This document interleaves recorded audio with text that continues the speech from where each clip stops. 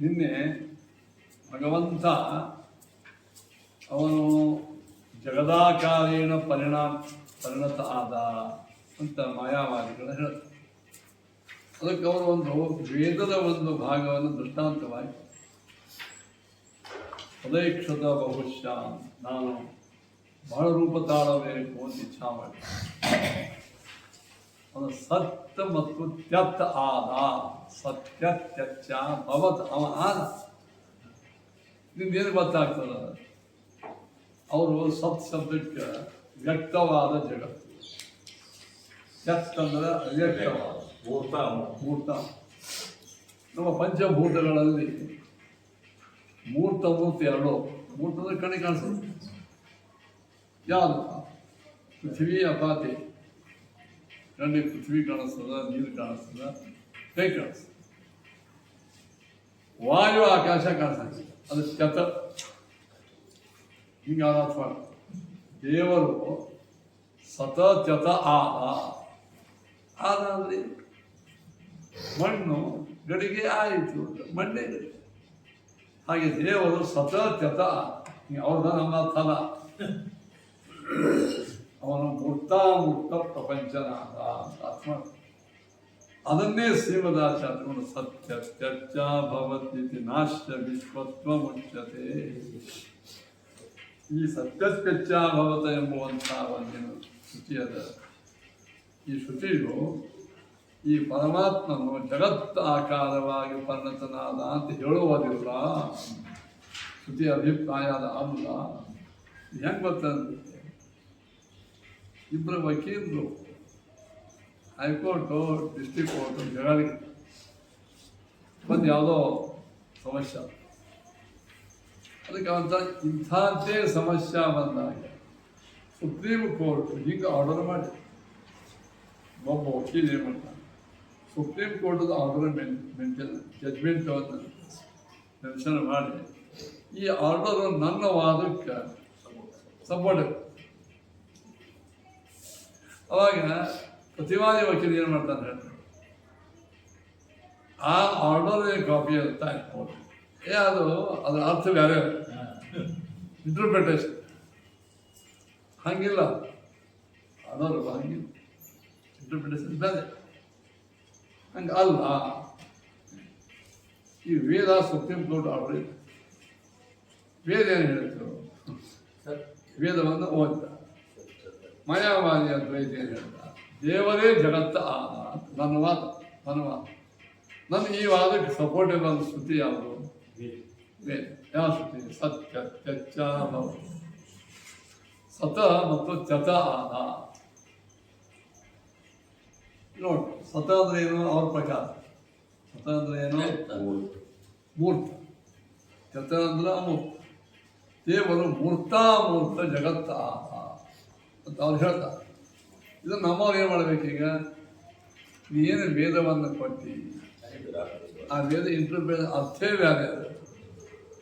ಸತತ್ಯತ ಆದ ಅಂದ್ರೆ ಪರಮಾತ್ಮ, ಅದು ಪರಮಾತ್ಮೆ ಆದ ಅಂತ ನಿನ್ನ ಅಭಿಪ್ರಾಯ ಆಗ್ತದೆ. ಮುಂದೇನ ತದೇವಾನುಪ್ರಾವಿಶದ. ಜಗತ್ತನ್ನು ಸೃಷ್ಟಿ ಮಾಡಿ ಅದರೊಳಗೆ ಪ್ರವೇಶ ಮಾಡಿದ. ಮುಂದೆ ಏನು ಹೇಳಿದೆ? ದೇವರೇ ಜಗತ್ತಾದ ಮೇಲೆ ಪ್ರವೇಶ ಮಾಡೋಲ್ಲ. ಅದು ಆಚಾರ ವಾಕ್ಯಗಳು. ಸತ್ಯತ್ಯಚ್ಚ ಭವತಿ ಎಂಬುವಂತಹ ಶ್ರುತಿಯಲ್ಲಿ ಏನು ಹೇಳಿದೆ? ದೇವರು ಜಗದಾಕಾರೇಣ ಪರಿಣತ, ಮಣ್ಣು ಕಡಿಗೆ. ಓಕೆ, ಮುಂದಿನ ಶ್ರುತಿ ಅದರ ಮುಂದೆ ಒಂದು ವಾಕ್ಯ, ದೇವರು ಹಿಂಗೆ ಸೃಷ್ಟಿ ಮಾಡಿ ಅದರೊಳಗೆ ತಾ ಪ್ರವೇಶ ಮಾಡಿದ ಅಂತ ಹೇಳಿದ್ವಿ. ಮತ್ತು ತಾನೇ ಆದ್ಮೇಲೆ ಪ್ರವೇಶ ಮಾಡೋದು.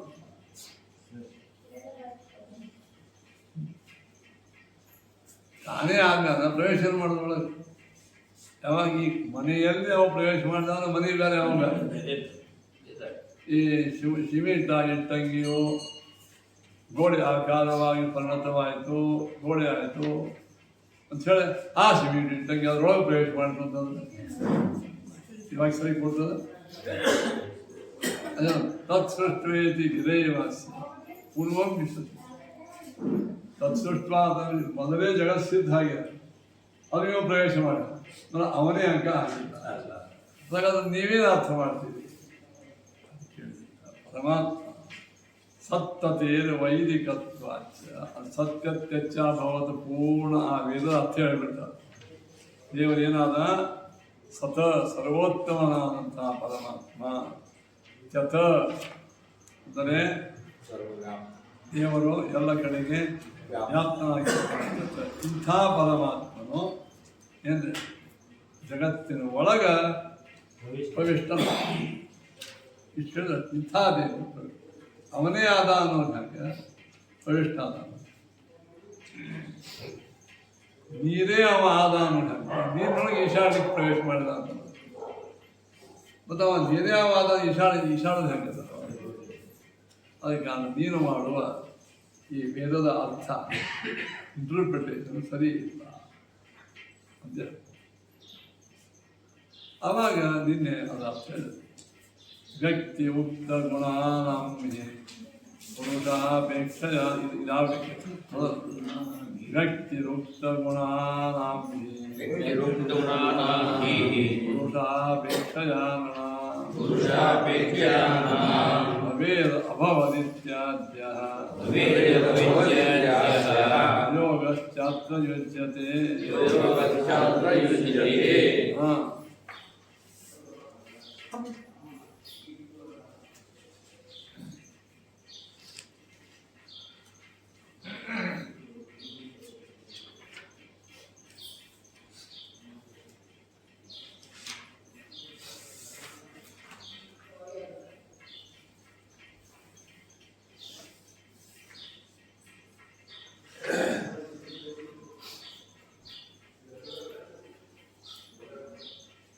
ಪರಮಾತ್ಮ ವ್ಯಕ್ತನಾದ ವ್ಯಾಪ್ತನಾಗಿ ಬರ್ತಾನೆ. ಜಗತ್ತಾಗ ವ್ಯಕ್ತವಾದ ವಸ್ತುವಿಗೆ ಆಯಿತು ಅಂತ ಆಯ್ತು, ವ್ಯಕ್ತ ಆಗಿದ್ದಾನೆ ಆಯ್ತು.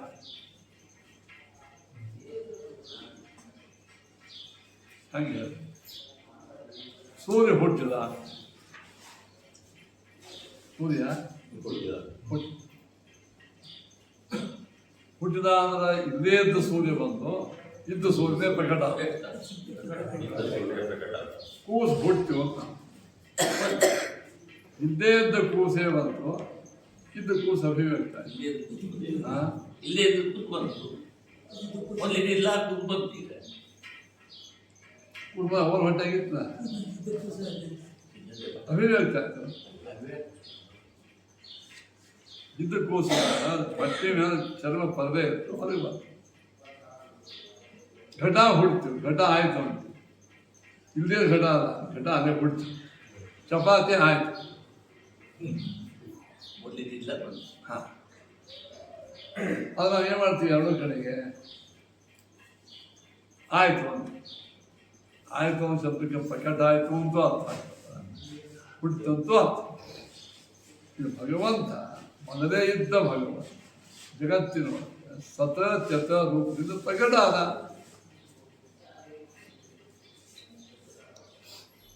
ಜಗದಾಖ್ಯಾನ ಪ್ರಾಣವಾಗಿಲ್ಲವ. ಜಗತ್ ಇತ್ತು, ಅದರೊಳಗೆ ಪ್ರವೇಶ ಮಾಡ್ತೀವಿ. ತತ್ ಸೃಷ್ಟ ತದೇವಾನುಪ್ರಾಯ ನೋಡಿ. ವ್ಯಕ್ತಿ ಉಕ್ತ ಗುಣ ನಾಮಿ ಪುರುಷಾಪೇಕ್ಷೆಯ ನಣ. ನೋಡಿ ಈಗ ಉಕ್ತ ಗುಣಾನ ಸತ ತತ ಇತ್ಯಾದಿ ಹಾಕಿದ್ದು ಹಿಂದೆ ಹೇಳ್ಯಾರಲ್ಲ, ಆ ಎಲ್ಲ ಗುಣಗಳ ವ್ಯಕ್ತಿಯು ಅದರ ಅಭಿವ್ಯಕ್ತಿಯು ಮನುಷ್ಯರಿಗೆ ಅದರ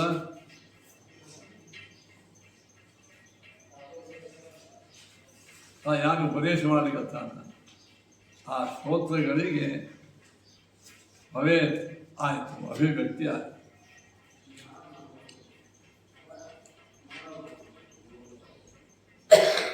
ಇದ್ದ ಗುಣಗಳೇ ಅಭಿವ್ಯಕ್ತವಾಯಿತು. ಇದೆ ಭವೇತ್ ಅಭವತ್ ಅಂದರೆ ನೃಣಾಂ ಅಭವತ್ ಆಯಿತು, ಆಯಿತು ಅಂದರೆ ಪ್ರಕಟವಾಯಿತು. ಪ್ರಯೋಗಶ್ಚತೆ ಇಂಥ ಪ್ರಯೋಗಗಳು ಉಪದೇಶವನ್ನು ಮಾಡತಕ್ಕಂಥ ಶಿಷ್ಯರ ಕುರಿತು ಗುರುಗಳು ಹೀಗೆ ಹೇಳ್ತಿರ್ತಾರೆ.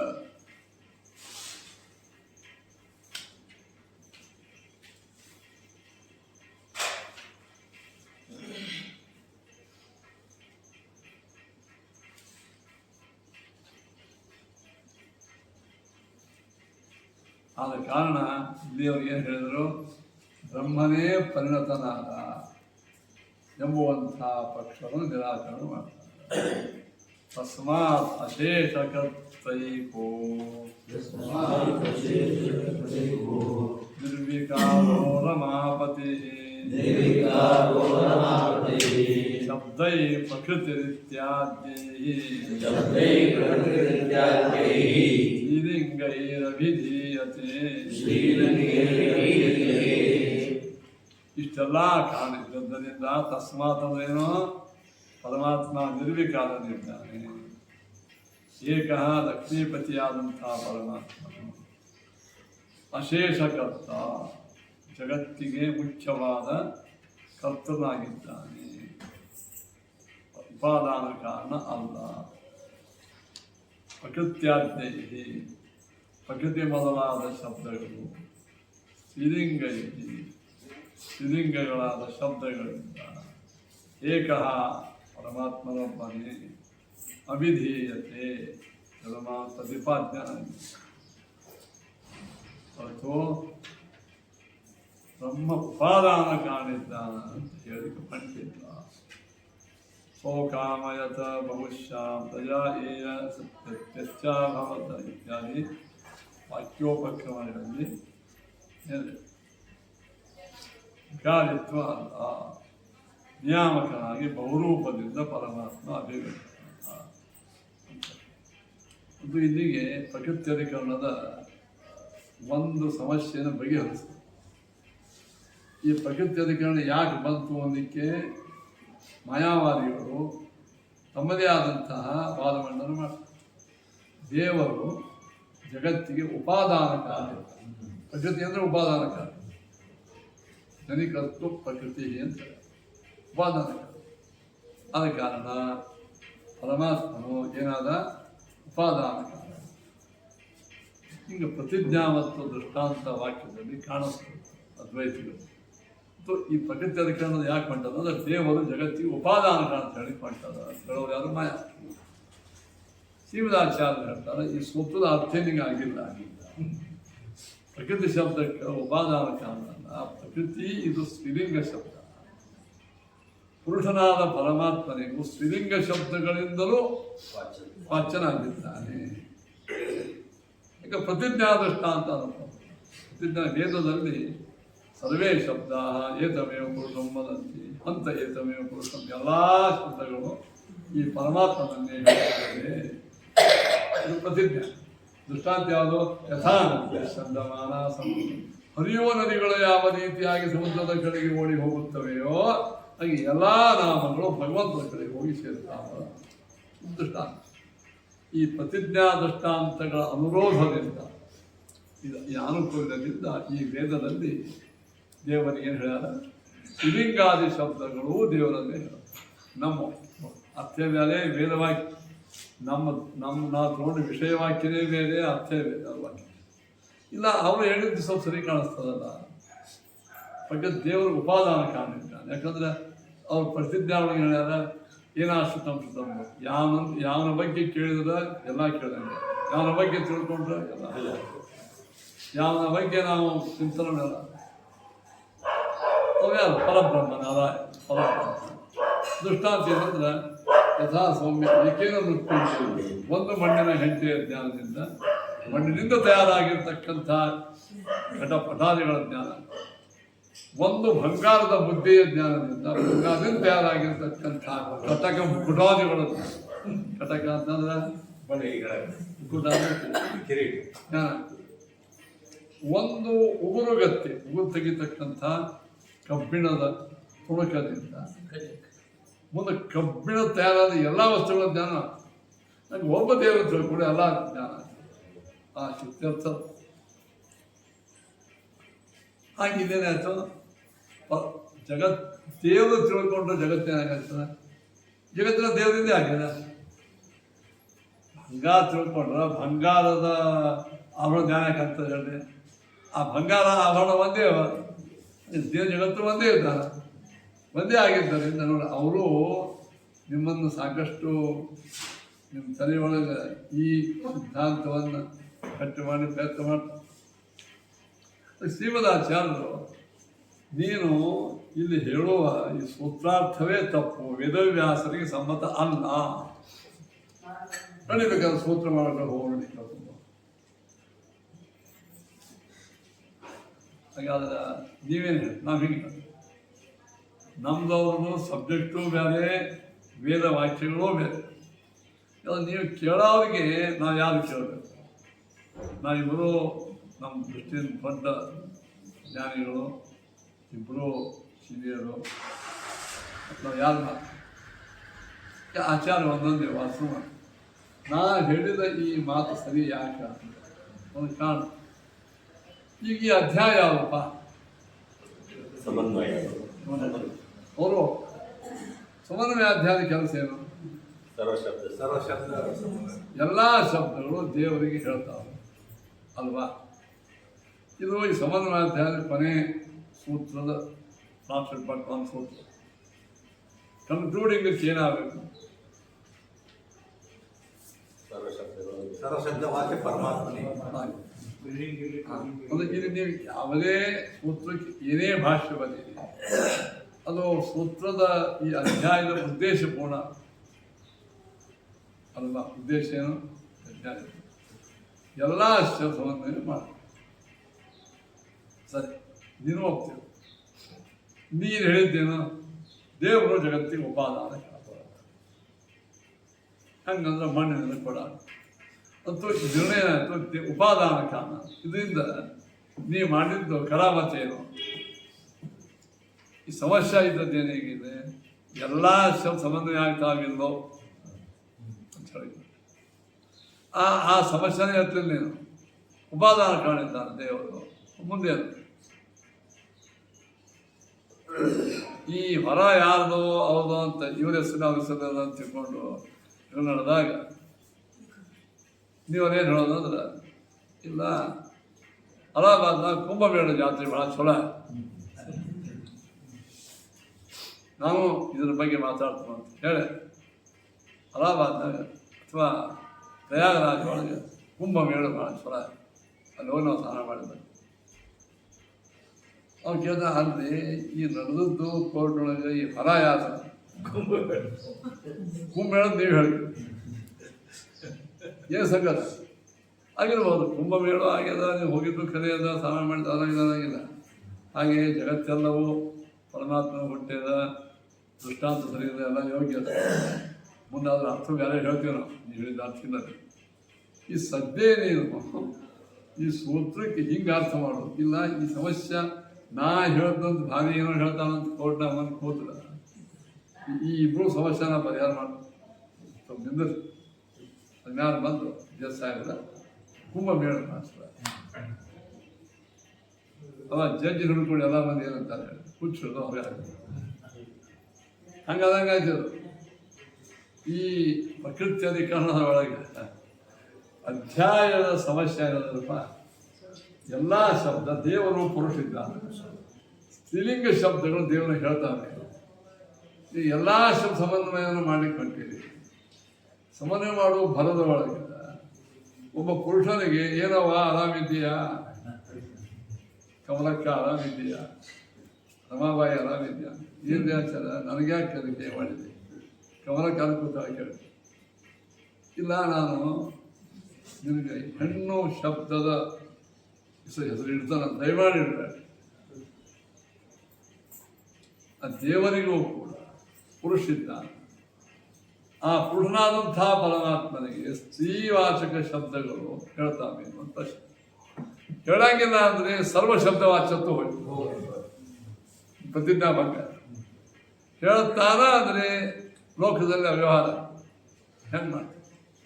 ಅದಕ್ಕೆ ಪರಮಾತ್ಮನು ಸ್ತ್ರೀ ರೂಪವೂ ದೇವರದವ, ಪುರುಷ ರೂಪನೂ ದೇವರದವ. ಸ್ತ್ರೀ ರೂಪ ಪರಮಾತ್ಮನಿಗೆ ಮೋಹಿನಿ ಅಂತಿದ್ದಾಳೆ. ಪರಮಾತ್ಮ ರೂಪ ಮೋಹಿನಿ ರೂಪದ ಇಲ್ಲ, ಸ್ತ್ರೀ ರೂಪೇ ಅದ. ಆ ಸ್ತ್ರೀಗೆ ಶಬ್ದ ಪರಮಾತ್ಮ ಹೇಳ್ತದದು, ತಪ್ಪೇನು? ನೀವು ಯಾವ ರೂಪವೇನು ನೀವು ಬೇಡ. ಹೀಗೆ ನಮ್ಮಲ್ಲಿ ಉತ್ತರ ಕೊಟ್ಟು ಆಚಾರ್ಯ ಹೇಳಿದ್ರು, ನಾವು ಮಾಡುವ ಸೂತ್ರಾರ್ಥ, ಆ ಸೂತ್ರದ ಮಾಡಿದ ಅರ್ಥಕ್ಕೆ ವೇದದ ಒಂದು ಸಪೋರ್ಟ್ ಹೇಳೋದು ಸರಿ ಹೌದಲ್ಲ ಹೇಳ್ತಾರೆ ಈ ಸಂದರ್ಭ ಅವನ ಸಂದರ್ಭವೇ ಇಲ್ಲ. ಆದ್ದರಿಂದ ಪರಮಾತ್ಮ ಜಗತ್ತು ಉಪಾದಾನ ಕಾರಣ, ಜಗತ್ತು ದೇವರು ಒಂದು. ಮುಂದೇನು ಈ ಸದ್ಯ ಈ ಸಂಬಂಧಿಸುತ್ತ ಹೇಳೋಣ. ಆದ್ದರಿಂದ ನಿನ್ನ ಈ ವಾಕ್ಯ ಸರಿ ಅಲ್ಲ. ತಸ್ಮಾತ್ ಇಷ್ಟರ್ಥ. ಆದ್ದರಿಂದ ಅಶೇಷಕರ್ತ ಏಕೋ, ಇದು ಎಲ್ಲ ಜಗತ್ತಿಗೆ ಕರ್ತರಾದ ದೇವರ ಒಬ್ಬೆ. ಯಾರಮ್ಮ? ರಮಾಪತಿ. ಶ್ಲೋಕ ಸಿಕ್ಕಿದ್ರೆ ಶ್ಲೋಕ. ರಮಾಪತಿ ಅಂದರೆ ರಮಾದೇವಿಯ ಪತಿಯಾದ ಪರಮಾತ್ಮ ನಿರ್ವಿಕಾರ. ನೋಡಿ, ನಿರ್ವಿಕಾರ ಇದ್ದಾನ. ಅವ ಕನ್ವರ್ಷನ್ ಆಗಂಗಿಲ್ಲ. ಬರ್ಫ್ ಹೆಂಗೆ ನೀರಾಗ್ತದ, ದೇವರಿಗೆ ಕಡೆಗೆ ಜಗತ್ತಾಗಂಗಿಲ್ಲ. ಶಬ್ದೈ ಪ್ರಕೃತಿ ಇತ್ಯಾದಿ ಸ್ತ್ರೀಲಿಂಗೈ. ನೋಡಿ, ಪ್ರಕೃತಿ ಇತ್ಯಾದಿ ಸ್ತ್ರೀಲಿಂಗೈ ಶಬ್ದೈ ಅಭಿಧೀಯತೆ. ಅಲ್ಲಿ ಅನ್ವಯ ಏನಪ್ಪ, ಸಂಸ್ಕೃತ ಶ್ಲೋಕ ಭಾಳ ಮರ್ಯಾದ ಇರ್ತಾವೆ. ಆ ಶ್ಲೋಕ ಮಾಡೋರಿಗೆ ಈ ಶಬ್ದ ಇಲ್ಲಿ ಹೇಳ್ಬೇಕಂತ ಏನೇನಿಲ್ಲ. ಅದು ಇಡ್ತಾರೆ, ನೀವು ಅದನ್ನು ಸರಿ ಮಾಡಿಕೊಂಡು ಸಾಮಾನು ತಂದು ಹಾಕೋರು. ಪಲ್ಯಕಾಯಿ, ಸಾಮಾನ, ಅಕ್ಕಿ, ಬ್ಯಾಳಿ, ಸಗ್ಗ ಒಂದೇ ಕೈ ಇಟ್ಬೋದು. ನಿಮ್ಮ ಕೆಲಸ ಏನು? ನಿಮ್ಮ ಅಡುಗೆ ಮನೆಗೆ ಅಕ್ಕಿ ಬ್ಯಾಳಿ ಒಯ್ಯೋದು, ಸಾಮಾನ ಬಸ್ಸ ಮನೆಗೆ ಒಯ್ಯೋದು, ಕಡ್ಡಿ ಬಿಡಿಗೆ ಕಡೆ ಒಯ್ಯೋದು, ಹೀಗೆಲ್ಲ ಇರ್ತಾವೆಲ್ಲ. ಹಂಗೆ ಸಂಸ್ಕೃತ ಶ್ಲೋಕ ಒಳಗೆ ಶಬ್ದ ಇಟ್ಬಿಟ್ಟಿರ್ತಾರೆ. ನಿಮಗೆ ಅದಕ್ಕೆ ನಮ್ಮದು ಏನು ಮಾಡ್ತಾರೆ ಅಂದರೆ ಹೇಳೋರಿಗೆ ಅನ್ವಯ ಜ್ಞಾನ ಇರುತ್ತೆ. ಆ ಥರ ಅನ್ವಯ ಆಗ್ತದೆ. ಇಲ್ಲ ಅನ್ವಯ ಮಾಡೋದು. ಅದಕ್ಕೆ ಇದಕ್ಕೆ ನಮಗೆಲ್ಲ ಭಾಗವತಿಗಳು ಭಾಳ ಚಂದ ಹೇಳ್ತಿದ್ರು. ವಾದಿ ಭಾಗವತ ಹೇಳ್ತಾನೆ ನಾವು ಆಚಾರ ಜಾಸ್ತಿ ಮಾಡಿ ಏನು ಹೇಳ್ತೀವೋ ಭಾಗವತ ಎಷ್ಟನೇ ಸ್ಕಂದ ಹೇಳೋದು ಭಾಗವತ. ಈಗ ಎರಡನೇ ಸ್ಕಂದ ಹೇಳಿ ಸರಿ. ಎರಡನೇ ಸ್ಕಂದ ನೋಡಿ ಒಂದು ಶ್ಲೋಕ. ಶಬ್ದಶ್ಯ ಹಿ ಬ್ರಹ್ಮಣ ಏಷ ಪಂಥ ಯನ್ನಾಮಭಿಧ್ಯಾಯತಿ ಧೀರಪಾರ್ಥೈ ಪರಿಭ್ರಮಂತತ್ರ ನಮಿಂದತೀರ್ಥ ಮಯಾಮಯೇ ವಾಸನಯಾಶಯಾನ. ಈ ಶ್ಲೋಕದ ಅನ್ವಯ ಅರ್ಥ ಹೇಳ. ಈಗ ಪ್ರವಚನ ಮಾಡು, ಮಂದಿ ನಗಿಸು, ಅದೆಲ್ಲ ಮುಂದಿನ ವಿಷಯ. ಈ ಶ್ಲೋಕದ ಮೂಲಭೂತ ಅನ್ವಯ ಅರ್ಥ ಹೇಳ.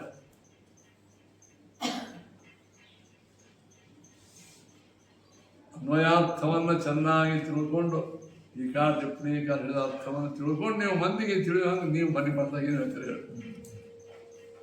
ಆದರೆ ಶ್ಲೋಕದ ಅರ್ಥ ಮಾಡ್ಕೊಳ್ಳೋಣ, ಶ್ಲೋಕದ ಅನ್ವಯಾರ್ಥ ಆಗಲಿ ಅಂತಾಗ ನೀವು ಪ್ರವಚನ ಸರಿ ಮಾಡಿ. ನಾವು ಹೇಳಿದ್ವಿ ಇನ್ನೊಂದು ಸಲ ಆಚಾರ ಆರಂಭದಲ್ಲಿ ನಾವೇನೋ ಭಾಗವತ ಪುರಾಣ ಹೇಳ್ತೀವಿ, ಸ್ವಲ್ಪ ಅಧ್ಯಯನ ಮಾಡಿ ಅವಾಗ ಕೇಳಿ ಜನ್ಮಾದ್ಯಶಯತಃ ಎಂಬುವಂಥ ಶ್ಲೋಕ ಅನ್ವಯಾರ್ಥ. ಅನ್ವಯಾರ್ಥ ಹೇಳ್ಕೊಂತ ಅರ್ಥ ಅದೇ ಹೇಳಿಕೊಳ್ತದೆ. ಅನ್ವಯ ಯಾವಾಗ ಗೊತ್ತಂದ್ರೆ ಆ ಶ್ಲೋಕದ ಅರ್ಥದಾಗ ಅನ್ವಯ ಮಾಡಿಕೊಳ್ತ. ಇಲ್ಲೇ ಜನ್ಮ ಪದಚ್ಛೇದ ಮಾಡೋದು. ಜನ್ಮಾದ್ಯಶಯತಃ ಪದಚ್ಛೇದ ಮಾಡ. ಜನ್ಮಾದಿ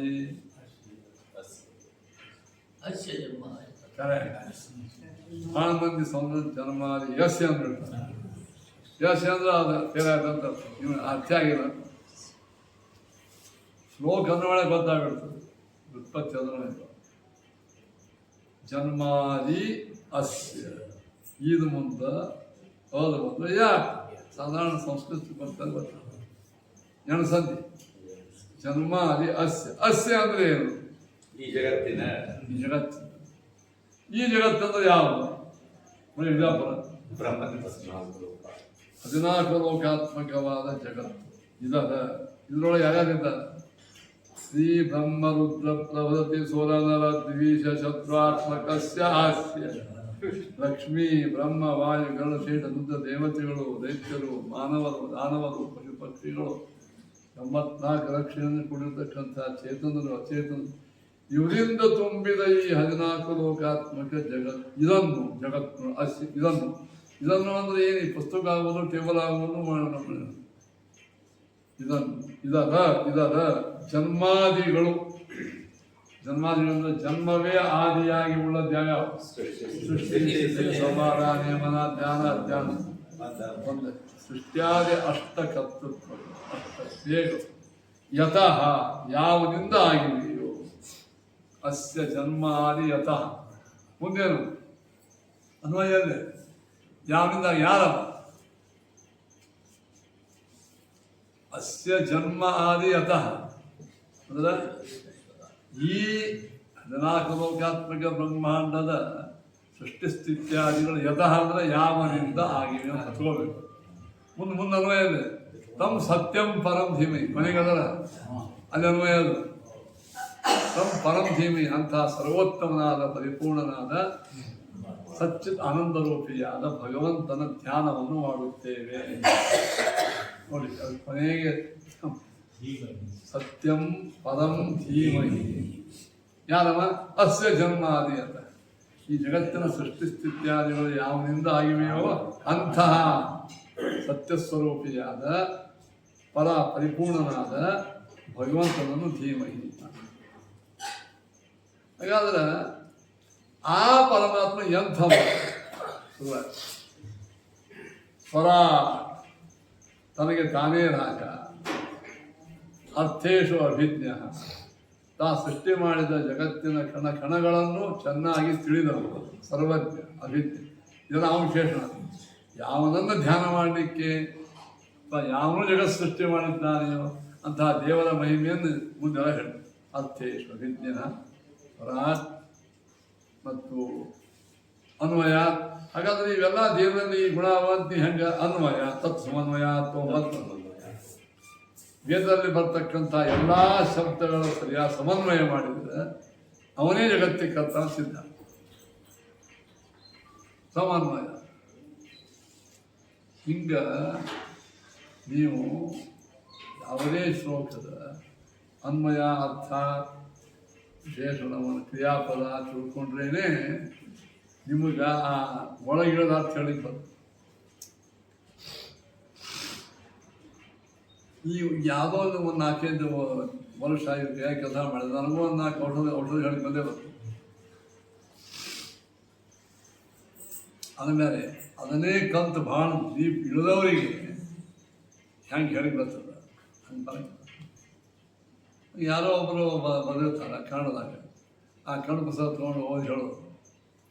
ಮುಂದೆ ಅದನ್ನು ಸ್ವಲ್ಪ ಅನ್ವಯ ಅರ್ಥ ಮಾಡಿ ಅವೆಲ್ಲ ಅಲ್ಲೆಲ್ಲ ಇರ್ತಾವೆ. ಭಾಳ ಕೇಳಬಾರ್ದು, ದೊಡ್ಡವ್ರು ಬೈದು ಕೇಳಬಾರ್ದು, ಕೇಳಿ ಪಾಲಾಗಿ ಹೋಗೋದು. ಹಿಂಗೆ ಆಗ್ಲಾಡ್ರಪ್ಪ ನೀವಿರೋದು ಪಂಡಿತನಾಗಿ ಭಾಗವತ್ ಹೇಳಿ, ಪಂಡಿತನಾಗಿ ಕೇಳಿದ್ರೆ ಕೇಳ್ದಾಗ ಈಗ ಕನ್ನಡದಾಗ ಬಂದ ಓದ್ತಾರೆ. ಇಷ್ಟು ನಾವೆಲ್ಲ ಓದಿ ಬಂದು ಹೇಳಿದ್ರು ಇಲ್ಲಿ ಹೇಳೋಕೆ ಬಂತು ನೋಡುತ್ತೆ. ಅನ್ವಯಾರ್ಥ ಭಾಳ ಮಾಡ್ತದೆ. ತಸ್ಮಾತ್ ಅದು ನೋಡಿ ಈ ಶ್ಲೋಕ ಹೇಳ್ತಾನೆ. ತಸ್ಮಾತ್ ಅಶೇಷ ನೋಡಿ. ಈಗ ಹಿಂಗದ ಅನ್ವಯ ಮಾಡೋಕ್ಕೆ ಸಂಧಿ ಬೇಕು, ಸಮಾಸ ಮಾಡಬೇಕು, ಕ್ರಿಯಾಪದ ಗೊತ್ತಿರಬೇಕು, ವಿಶೇಷ ಯಾವುದು, ವಿಶೇಷಣ ಯಾವುದು ಗೊತ್ತಿರಬೇಕು. ಇಷ್ಟೆಲ್ಲ ಇದ್ದಾಗ ಒಂದು ಅರ್ಥ ಆಗ್ತದೆ. ಇಷ್ಟಿದ್ದು ಈ ಸಬ್ಜೆಕ್ಟ್ ಗೊತ್ತಿರಬೇಕು.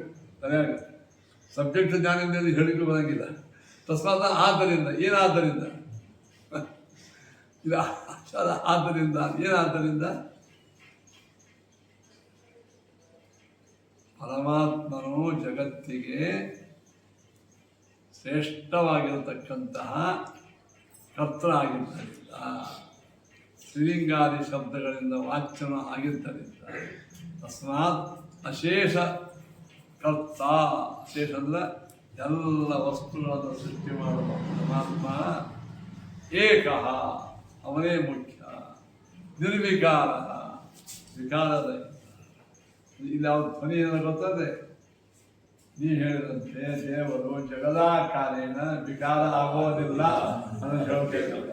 ನಿರ್ವಿಕಾರ ಯಾರವ? ರಮಾಪತಿ ಸಾಕ್ಷಾತ್ ನಾರಾಯಣ. ಏನಾದ ಪರಮಾತ್ಮನು ಪ್ರಕೃತಿ ಇತ್ಯಾದ್ಯೈ ಶ್ರೀಲಿಂಗೈ ಶಬ್ದೈ ಅಭಿನಯ. ಹಂಗನ್ವಯ ಪ್ರಕೃತಿ ಮೊದಲಾದ ಶ್ರೀಲಿಂಗ ಶಬ್ದೈ ನೋಡಿ. ಶಬ್ದೈ ಪ್ರಕೃತಿ ಇತ್ಯಾದಿ ಶ್ರೀಲಿಂಗ ಬರ್ತಾರೆ.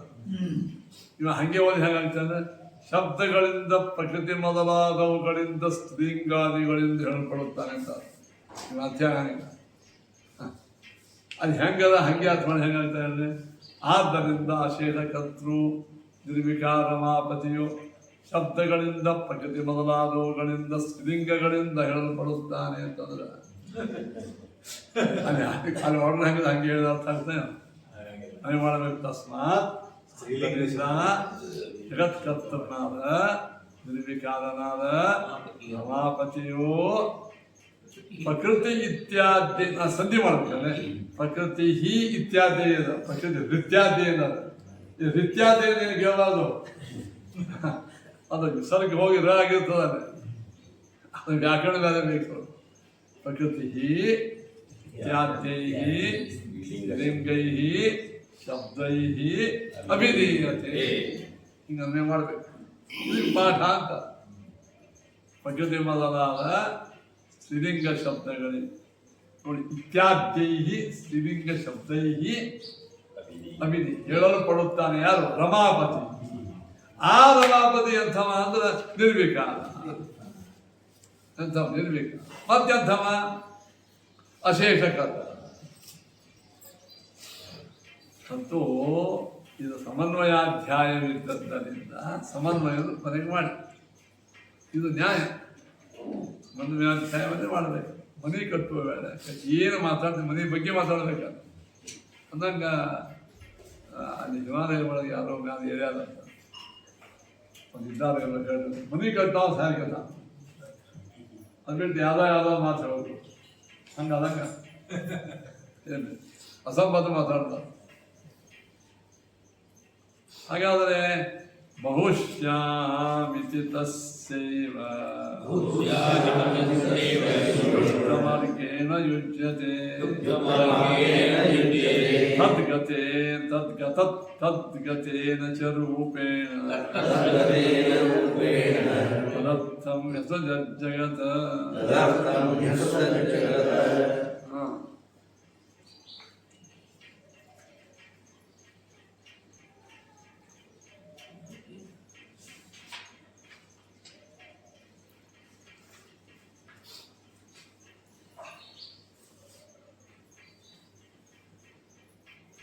ಒಳ್ಳೆ ಆಚಾರ್ಯ ಎಷ್ಟು ಗಟ್ಟಿ ಮಾಡ್ತಾರೆ. ಅಲ್ಲಪ್ಪ ನೀವು ಹಿಂಗೆ ಅರ್ಥ ಮಾಡಿದ್ರು ಪರಮಾತ್ಮನ ಲಿಂಗ ಸ್ತ್ರೀ ಶಬ್ದ ಹೇಳಲ್ಪಡ್ತಾರೆ. ಅಂದರೆ ಬಹು ಸೋಕಾಮಯತ ಮತ್ತು ಸ್ವಲ್ಪ ಇದ್ರ ಮೇಲೆ ಇನ್ನೊಂದು ಸ್ವಲ್ಪ ಕೋರ್ಟಾಗಿ ಕಟ್ಟಲೆ ಬಿದ್ದು ಮತ್ತು ಅದ್ರ ಮೇಲೆ ಪ್ರಶ್ನೆ ಹಾಕೋದು ಹೋಗುವೆ. ನಿರ್ಣಯ ಬಂದ್ರೂ ಮತ್ತೆ ಅದು ಎಬ್ಬಿಸ್ತಾರೆ. ನಾನು ಎಲ್ಲ ಸತ್ಯಕ್ಕೂ ನಿರ್ಣಯ ಆದ್ರೆ ಮಾತ್ರ ಅದು ಸ್ವಲ್ಪ ಅದನ್ನು ಇನ್ನೂ ಮಾಡಿ. ಹಂಗೆ ವೇದೇನು ಹೇಳ್ತದ? ಬಹು ಸೋಕಾಮಯತ. ಆ ಪರಮಾತ್ಮ ಅಕಾಮಯತ ಹಿಂಗೆ ಇಚ್ಛಾ ಮಾಡಿದ. ಏನು ಮಾಡಿದ? ಬಹುಶ್ಯಾಂ ಪ್ರಜಾಯೇಯ, ನಾನು ಬಹಳ ರೂಪದಿಂದ ಆಗುತ್ತೇನೆ, ಹುಟ್ಟುತ್ತೇನೆ ಹಿಂಗೆ ಹೇಳಿ ಸತತ ಆದ ಅಂತ. ದೇವರು ಇಚ್ಛಾ ಮಾಡಿ ತಾನೇ ಸತತ ಆದ ಅಂತ ಅನ್ನೋಲ್ಲ. ನೀವದೇ ದೇವರು ಜಗತ್ ಸೃಷ್ಟಿ ಮಾಡಿದ. ಅವನೇ ಆಗ್ಯಾನ್ರಿ ಸೃಷ್ಟಿಯನ್ನು ಮಾಡ. ಅವನೇ ಆಗ್ಯಾನ ಸೃಷ್ಟಿಯನ್ನು ಮಾಡು. ಮತ್ತು ಅವನೇ ಆಗ್ಯಾನ ಅನ್ನೋಕ್ಕೆ ಅರ್ಥ ಏನಲ್ಲ. ನಿಮ್ಮ ಜವಾಬ್ದಾರಿ ಬಂತ ಸೃಷ್ಟಿ ಮಾಡ್ಯಾನ ಅಂತ ಹೇಳಿದ್ರು ಒಪ್ಪಿಕೊಂಡು. ತಾನೇ ನಾನು ಬಹಳ ರೂಪ ತೆಗೆದುಕೊಳ್ಳುತ್ತೇನೆ, ನಾ ಸತತ ಆದನು ಅಂತ ಸೃಷ್ಟಿ ಅಂತ. ಇದು ಸರಿಯಾದ ಜವಾಬ್ದಾರಿ ಮೇಲೆ ಬಂತಿಲ್ಲ. ಹೇಳ್ತೀವಿ ಕೇಳ್ತೀವಿ. ಬಹುಶ್ಯಾಮಿತಿ ಆಚಾರ್ಯ ಹೇಳಿದ್ರು ಬಹುಶ್ಯಾಮಿತಿ ತಶ್ಚೈವ ಉತ್ತಮಾರ್ಗೇಣ ಯುಜ್ಯತೆ.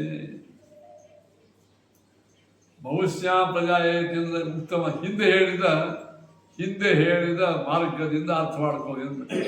ಹಿಂದೇನು ಹೇಳ ನಿಲ್ತಲ್ಲ ಯಾರಿಗೆ ಇದು ಹೇಳ ಸಿಗಲ್ಲ. ಹಿಂದೇನು ಹೇಳ ಪರಮಾತ್ಮ ಎಲ್ಲೆಲ್ಲಿ ಆಗಿದ್ದಾನೆ ಅಂತದೋ ಆಯಾ ರೂಪದಿಂದ ಅಭಿವ್ಯಕ್ತಾದ. ತದ್ಗತೇನ ರೂಪೇಣ ಮಣ್ಣು ಹುಟ್ಟು, ಮಣ್ಣಿನೊಳಗೆ ಮಣ್ಣು ದೇವರು ಮಣ್ಣು ಆಗಲಿಲ್ಲ. ಮಣ್ಣಿನಲ್ಲಿ ಒಂದು ರೂಪದಿಂದ ಪರಮಾತ್ಮ ಅಭಿವ್ಯಕ್ತ ಆದ, ಮಣ್ಣಾದ. ಕುಂಬಾರ ಮನೆಯೊಳಗೆ ಏನಪ್ಪ ಮತ್ತು ನಾಳೆ ಗಣಪತಿ ಉತ್ಸವ ಬಂತು, ಗಣಪತಿ ಆಗ್ಯದ, ನಾಳೆ ಆಗ್ತದೆ ಬರ್ರಿ, ಹಾಂ ನಿಮ್ಮ ಗಣಪತಿ ಆಗ್ಯದ.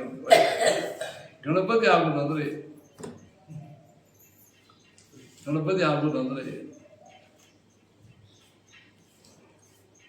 ಸಾಮಾನ್ಯ ಬುದ್ಧಿವಂತನ ಕೇಳಿದ್ರೆ ಗಣಪತಿ ಮೂರ್ತಿಯ ಆ ಗಣಪತಿ ಇದ್ದೇ ನಾನು ನೀವೇ ತಲೆ ಮಾಡ್ತೇನೆ. ಗಣಪತಿ ನೀವು ಮಾಡ್ತೇನೆ, 3 ಗಣಪತಿ ನೀವು ಮಾಡ್ತೇನೆ, ಮೂರ್ತಿ ಆಯ್ತು. ಗಣಪತಿ ಆದ್ಮೇಲೆ ಮತ್ತೇನು ಮನೆಯೊಳಗೆ ಪೂಜೆ ಮಾಡಿಬಿಟ್ರೆ ಇನ್ನೇನು ಮಾಡೋದು. ಗಣಪತಿ ಮೂರ್ತಿ ಆಗಿರ್ತೀನಿ, ಒಳಗೆ ಗಣಪತಿ ದೇವತಾ ಬರಬೇಕಲ್ಲ. ಈಗ ಮಾತ್ರ ಗಣಪತಿ ಪೂರ್ಣ ಆದಂಗಾಯ್ತು. ಗಣಪತಿ ಆಯಿತು ಅಂದ್ರೆ ದೇವರ ಒಳಗೆ ಪರಿವರ್ತನ. ಹಾಗೆ ದೇವರು ನಾನು ಬಹಳ ರೂಪವನ್ನು ತಾಳುತ್ತೇನೆ ಅಂಥೇಳಿ ನಾನು ಅನೇಕ ರೂಪಗಳಿಂದ ದೇವರೇನು ಮಾಡಿದ, ಜಗದಾಕಾರಣ ಪರಿಣಾಮ ಆಗಲಿಲ್ಲ, ಜಗತ್ತಿನಲ್ಲಿ ಪ್ರವಿಷ್ಟನಾದ, ಸೃಷ್ಟಿ ಮಾಡಿದ ಅಲ್ಲ, ಸೃಷ್ಟಿ ಮಾಡ್ದ ಅಂತದ ಬಿಡ್ರಿ. ನಾನು ಅವನು ಅನೇಕ ರೂಪವನ್ನು ತಾಳುತ್ತೇನೆ, ಅನೇಕ ಸತ್ಯತ್ಯತನಾಗುತ್ತೇನೆ. ಅರ್ಥ ಏನದು? ಮಾಡಿದ ಸೃಷ್ಟಿಯೊಳಗಿಂದ ಅನೇಕ ರೂಪಗಳಿಂದ ನಾನು ಪ್ರವಿಷ್ಟನಾಗುತ್ತೇನೆ ಅಂತ ಅರ್ಥ. ಅಭಿವ್ಯಕ್ತ ಆಗುತ್ತೆ ಮತ್ತು ಅವನೇ ಒಂದು ಬಹುಶ್ಯಾಮಿತಿ ತಶ್ಚೈವ ಉಕ್ತಮಾರ್ಗೇಣ ಯುಜ್ಯತೆ ವೈರುಕ್ತ ತದ್ ಗತೇನ. ನೋಡಿ, ರೂಪೇಣ ತದರ್ಥಮ್ಯಥ ಜಗತ ತದ್ಗತೇನ ರೂಪೇಣ. ಈಗ ಮಣ್ಣಿನೊಳಗಿದ್ದಂಥ ಒಂದು ರೂಪದ ಪರಮಾತ್ಮದ್ದು, ಆ ರೂಪದಿಂದ ತದರ್ಥಮ್ಯಥ ಜತ್ ಪ್ರಭು ಏನು ಮಾಡಿದ? ಪರಮಾತ್ಮ ಆ ಮಣ್ಣಿನ ರೂಪವು ಮಣ್ಣಿನಿಂದ ಆಗುವ ಏನು ಕಾರ್ಯಗಳವ ಅದನ್ನು ಇದು ಮಾಡಲಿಕ್ಕೆ ಅಸೃಜತ ನಿಯಮನ ಮಾಡಿದ.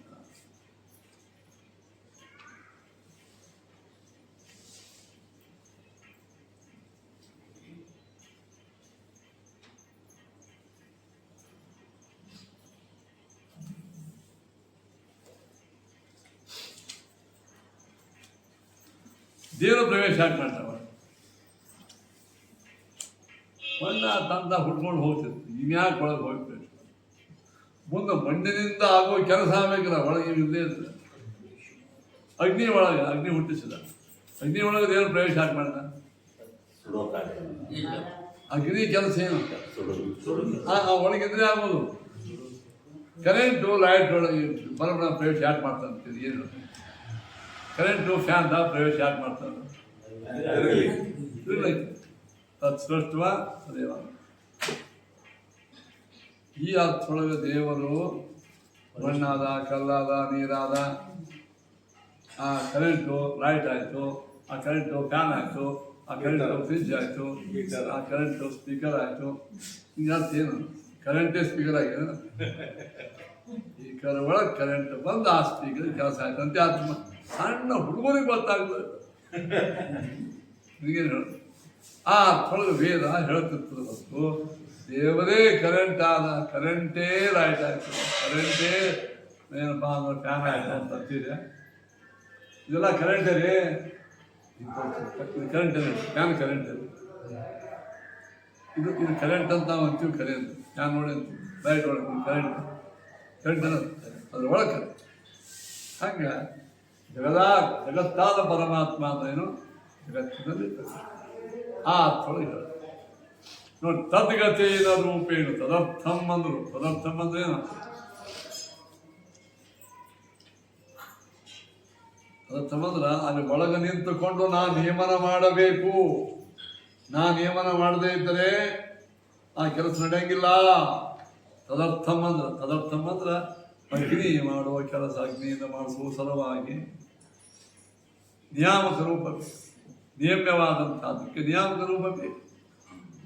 ಇದನ್ನ ಶ್ರೀಮದಾಚಾರ್ಯರು ಉಪನಿಷದ ಭಾಷೆ ಅಷ್ಟೇ.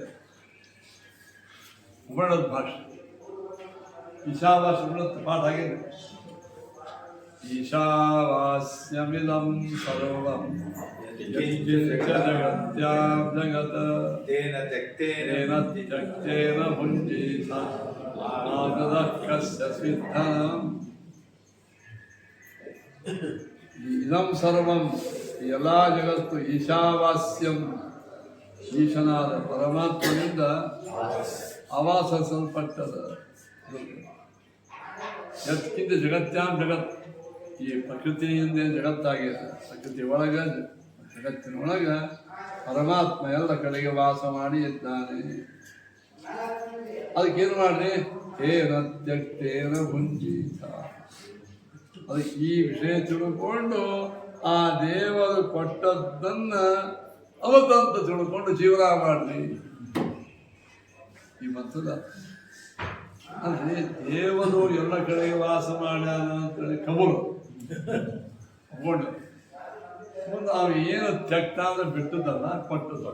ಆ ದೇವರ ಕೊಟ್ಟದ್ದನ್ನ ಅದೇ ಪಾಲಿಗೆ ಬಂದ ಪಂಚಾಮೃತ ಅಂತ ತಿಳ್ಕೊಂಡು ಜೀವನ ಮಾಡ್ತೀವಿ. ಸಂಬಂಧ ಏನಪ್ಪ ಇದಕ್ಕೆ? ಇದ್ರ ಒಳಗೆಲ್ಲ ವಾಸ ಮಾಡ್ಯಾನ. ಓಕೆ ಒಪ್ಕೊಂಡಿವಿ, ನಮಸ್ಕಾರ ಮಾಡಿ ಹೋಗ್ತಾರೆ. ಏನೋ ತ್ಯಕ್ತಿನ ಭುಂಜೀತ. ದೇವರ ಒಳಗ ವಾಸವನ್ನು ಯಾಕೆ ಮಾಡಿದ ಅಂತ ಪ್ರಶ್ನೆ. ಇಲ್ಲ ವೈಕುಂಠ ವ್ಯಾಸರಿಗೆ ಬಂದಿತ್ತು. ಒಂದು ಅದೇ ಲಕ್ಷ್ಮಿ, ಅದೇ ಶೇಷ, ಅದೇ ಸಮುದ್ರ, ಅದೇ ಹೊರಗೆ ಹೋಗಿ ವಿಜಾಪುರಗಳಿಗೆ ಹೋಗ್ಬಾರ್ದು, ಹೊರಗೆ ಬೇಗ ಸಿಗಾಡ್ಬಾರ್ದು ಅಂತ. ದೇವರು ಜಗತ್ತಿನ ಎಲ್ಲ ಪದಾರ್ಥೊಳಗಿದ್ದು ಆರಾಮಾಗಿ ಬರೋದು. ದೇವರಿಗೆ ಏನಾದ್ರು ಅಲ್ಲಿ ಬ್ಯಾಸರಿಗೆ ಬಂದಂತಿಲ್ಲ ಬಂದೇನವ ಇಲ್ಲ. ನಿಯಾಮಕರಾಗಿ ಒಳಗೆ ಆ ವಸ್ತು ಹುಟ್ಟಿದ ವಸ್ತು ಆಕ್ಟಿವ್ ಆಗ್ಬೇಕು. ನಾನು ಖರ್ಚು ಮಾಡಿ ಇಷ್ಟಿರ್ತಕ್ಕಂಥ ಸುಮಾರು 40-50 ರೂಪಾಯಿ ಅದೇ AC ಮನೆಯಾಗ ಕೂಡ್ಸ್ಯಾರ. ಅದೇ ಆಕ್ಟಿವ್ ಆಗ್ಬೇಕಾದ್ರೆ ಕರೆಂಟ್ ಬೇಕು ನಮ್ಮ ಹತ್ರ. ಯಾವ್ದ 50-60 ಕೆಲವು ಕೂಡ್ಸಿರ್ತಲ್ಲ, 8 ಲೀಟರ್ 10 ಲೀಟರ್ ಅದು ಅದಿರಾಗಬೇಕು. ನಾವು ಆಕ್ಟಿವ್ ಆದಾಗ ಅದು ಏನು ಬೇಕಂದ್ರೆ ಕರೆಂಟ್ ಇಲ್ದೇ ಆಗ್ತಾನೆ. ಹಂಗೆ ದೇವ್ರ ಕರೆಂಟ್ ಇದೆ. ಏನು ಹೇಳ್ಯಾರ? ಸ್ವತಃ ಪ್ರವೃತ್ತಿ ಅಶಕ್ಯತ್ವ ಈಶಾವಾಸ್ಯಮಿದಂ ಜಗತ್. ಈ ಜಗತ್ತು ತಾನೇ ಪ್ರವೃತ್ತಿ ಆಗಲಿಕ್ಕೆ ಶಕ್ತಿ ಇಲ್ಲ. ಕರೆಂಟ್ ಫೇಲ್ ಆಗಿರತಕ್ಕಂಥ ಗಾಡಿಯಂತೆ ಸ್ವತಃ ಪ್ರವೃತ್ತಿ ಅಶಕ್ಯತ್ವ ಅದೇನು ತಾನೇ ಮುಂದೆ ಹೋಗಲು ಜಗತ್ತು ಅಶಕ್ತ. ಅಗ್ನಿ ತಾನೇ ಉಳಿಯಲು, ಗಾಳಿ ತಾನೇ ಬೀಸಲು, ನೀರು ತಾನೇ ಹರಿಯಲು, ಪೃಥ್ವಿ ತಾನೇ ಗಟ್ಟಿಯಾಗಿ ಇರಲು ಅಶಕ್ತ ಆಗಿದೆ. ಅದಕ್ಕೆ ಪ್ರವೃತ್ತೈ ಪ್ರಕೃತಿ. ಆ ಅಶಕ್ತವಾದ ಜಗತ್ತನ್ನು ಸಶಕ್ತ ಮಾಡಬೇಕು. ಪರಮಾತ್ಮ ಒಳಗೆ ಪ್ರವೇಶ ಮಾಡಬೇಕು ಇಂಥ ಅದನ್ನೇ ಇದು ಹೇಳ್ತೀವಿ. ಏನು? ತದ್ಗತೇನ ರೂಪೇಣ ತದರ್ಥಂ ಜಗತ್. ದೇವ್ರು ಹೆಂಗ ಪೃಥ್ವಿ ಒಳಗಿದ್ದು ಪೃಥ್ವಿ ರೂಪದಲ್ಲೇ ಇರ್ತಾನೆ. ಮತ್ತು ಈಗ ಕರೆಂಟ್ ಒಂದೇ ಇದ್ರು ಫ್ರಿಜ್ ಒಳಗೆ ಆ ಫ್ರಿಜ್ಜಿನ ಮಷೀನದ ಕೆಲಸ ಮಾಡಲಿಕ್ಕೇ ಹೋಗ್ತಾನೆ. ಅಲ್ಲೇ ಇಟ್ಟೋ ಕೆಲಸ ಮಾಡಂಗಿಲ್ಲ.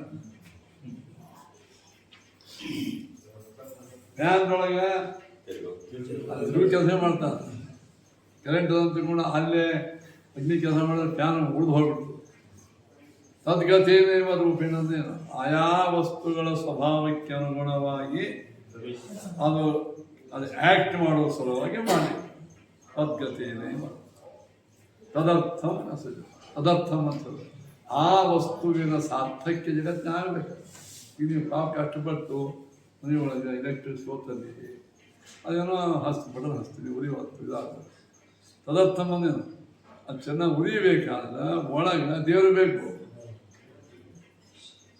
ಆ ಜಗತ್ತಿನ ಪ್ರತಿಯೊಂದು ಕಾರ್ಯಗಳು ಆಕ್ಟ್ ಆಗಬೇಕಾದ್ರೆ ಪರಮಾತ್ಮ ಬೇಕು. ಅದಕ್ಕೆ ಪರಮಾತ್ಮ ಒಳಗೆ ಪ್ರವೇಶ ಮಾಡಿದ. ಅವನು ಬೇರೆ ಕಡೆಗೆ ಉದ್ಯೋಗ ಇಲ್ಲ ಅಂತ ಬಂದಿಲ್ಲ. ಕೆಲವು ಸಮರ್ಥ ಮಕ್ಕಳು ಇರ್ತಾರೆ, ತಮರ್ಥ ಇರ್ತಾರೆ, ಬೇರೆ ಬೇಕು ಅಂತ. ಕೆಲವು ಸಾಮಾನ್ಯ ಮಕ್ಕಳು ಇರ್ತಾರೆ, ಅದು ಪಗಾರ ಅಷ್ಟಕ್ಕಷ್ಟೇ ಇರ್ತದೆ. ಅವ ಅಪ್ಪ ಹೋಗಿ ಅದು ಇರ್ತಾರೆ. ಅವ ಅಪ್ಪ ಹೋಗಿ ಯಾಕಿರ್ತಾರೆ? ಅವ್ರ ಜಾಗ ಇರೋದು ಬಂದಿಲ್ಲ ಅವರು ಸಾಕಷ್ಟು ಅಲ್ಲಿ ಒಂದು 10 ಪಟ್ಟು ಅವನು ಅಷ್ಟೇ ಇಲ್ಲಿ ಯಾಕೆ ಬಂದಂದ್ರೆ ಈ ಅಶಕ್ತ ಮಕ್ಕಳನ್ನು ಪಾಲನ ಮಾಡಿ ಹೊರತು ಅವನಿಗೆ ಉಪಕಾರ ಮಾಡಲಿಕ್ಕೆ ಬಂದಾರ ಹೊರತು ಇವಾಗೆಲ್ಲಿ ಇವಾಗ ಜಾಗ ಏನಂತ ಬಂದಿಲ್ಲ. ಈ ಹತ್ರಕ್ಕೆ ಹೋಗಿದ್ದು ನಾವೆಲ್ಲ ಪರಮಾತ್ಮ ಜಗತ್ತಿನ ಪ್ರವೇಶ ಆಗಿ ನಾವು ಮನೆಯಲ್ಲಿ ಮಾಡಿಸಿದ ಮೂರ್ತಿ ಒಳಗೆ ದೇವ್ರು ಯಾಕೆ ಬರ್ತಾನೆ, ನಾವು ಅನುಗ್ರಹ ಮಾಡಲಿಕ್ಕೆ ಬರ್ತಾನೆ. ಅವುಗಳು ನಮ್ಮ ಮನೆಗೆ ಯಾಕೆ ಬರ್ತಾರೆ ಪಾಪ ಪೂಜೆಗೆ, ಅವ್ರ ಕಾಲು ಹೊಸಾಗಿ ಬಂದಿಲ್ಲ, ತೊಳೆದ್ರೆ ಪಾ ಕಾಲು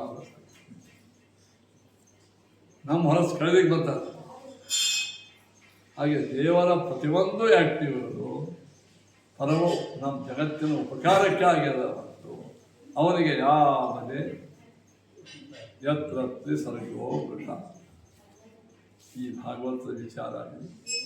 ತದ್ಗತೇನ ರೂಪೇಣ ತದರ್ಥಂ ಯಸುಜತ್ ಜಗತ್ ಯಚ್ಚ ಅವಿಕೃತಮೇವೈಕಂ ಬ್ರಹ್ಮ ವಿಶ್ವಾತ್ಮನಾಮೃಷಾ ದೃಶ್ಯತೆ ಮಂದದೃಷ್ಟೈವ ಸರ್ಗ ಇತಿ ಕಥ್ಯತೆ.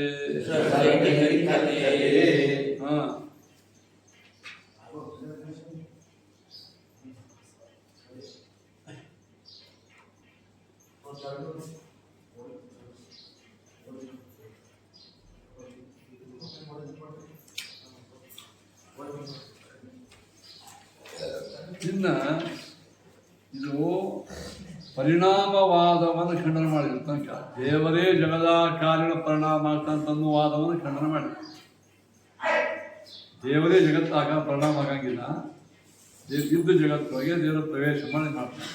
ಇನ್ನು ಎರಡನೇ ಜಾತಿನ ಪರಿಣಾಮ ವಿವರ್ತವಾದ ಅಂತ ಅದ್ವೈತಿಗಳು ದೇವರ ಪರಿಣಾಮ ಆಗಂಗಿಲ್ಲ, ಸಿಂಪಿ ನೋಡಿ ಹೆಂಗೆ ಬೆಳ್ಳಿ ಅಂತ ಜ್ಞಾನ. ಬ್ರಹ್ಮನ ನೋಡಿ ಬ್ರಹ್ಮನ ಜ್ಞಾನ ಆಗೋದು ಬಿಟ್ಟು ಜಗತ್ತಿನ ಜ್ಞಾನ, ಇದಕ್ಕೆ ವಿವರ್ತವಾದ. ಜಗತ್ ಪರಿಣಾಮ ಆಗಂದ್ರೆ ದೇವರು ಇದ್ದೇ ಇದ್ದಾನಂತೆ, ಶಿಂಪಿಯಲ್ಲೇ ಅದ. ಶಿಂಪಿ ಇದ್ದು ಶಿಂಪಿಯಲ್ಲಿ ನೀವು ನೋಡಿ ಬೆಳ್ಳಿ ತಿಳ್ಕೊತೀರಿ. ವಿವರ್ತ ಅಂದರೆ ವಿರುದ್ಧವಾಗಿ ನಿಮಗೆ ಕಾಣಿಸ್ತಾನೆ ಬ್ರಹ್ಮ. ಇದೆಲ್ಲ ನೀವೆಲ್ಲ ಬ್ರಹ್ಮೇ, ಬಾಡಿ ಬ್ರಹ್ಮೇ, ಅದು ನೀವೇನು ಜಗತ್ತದ್ದು ಅಜ್ಞಾನ. ಇದಕ್ಕೂ ಬ್ರಹ್ಮನೇ ಅಂದರೆ ಏನಾಯ್ತು, ಜಗತ್ತು ಅಂತ ಕಾಣಲಿಕ್ಕೆ ಪರಮಾತ್ಮ ಕಾಣಲ್ಲ, ಬೆಳ್ಳಿ ಅಂತ ಕಾಣಲಿಕ್ಕೆ ಕಾರಣ ಯಾವುದು? ಶಿಲ್ಪಿನೂ ಕಾಣ. ನೀವು ಗಾಳಿ ನೋಡಿ ಬೆಳ್ಳಿ ಅಂತೀನಿ, ಇನ್ನೇನ ಇದೊಂದು ಜ್ಞಾನ ಆಗ್ಬೇಕಂದ್ರೆ ಏನು ಬೇಕಂದ್ರೆ ಶಿಲ್ಪಿ ಕಾರಣ ಆಯ್ತಿಲ್ಲ. ಹಂಗೆ ಇದೊಂದು ಜಗತ್, ಎಲ್ಲರೂ ಜಗತ್ತು ಅಂತ ನಿಮ್ಗೆ ತಿಳಿಬೇಕು. ಯಾರು ಬೇಕಂದ್ರೆ ಅಧಿಷ್ಠ. ಇದಕ್ಕೆ ವಿವರ್ತವಾದ.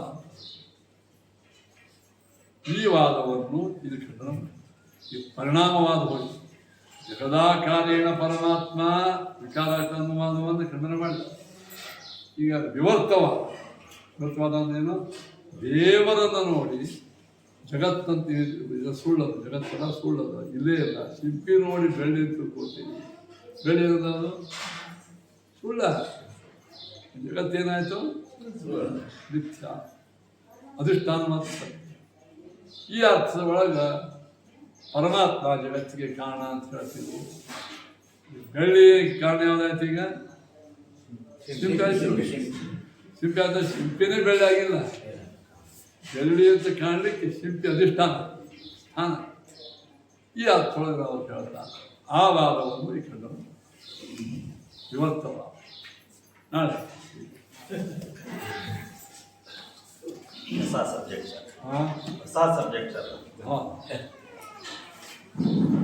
ಅದ್ವೈತಿಗಳಲ್ಲಿ ಯಾವುದು? ಪರಿಣಾಮವಾದ, ವಿವರ್ತವಾದ. ಪರಿಣಾಮವಾದ ಭಾಸ್ಕರಾಚಾರ್ಯ, ವಿವರ್ತವಾದ ಶಂಕರಾಚಾರ್ಯ.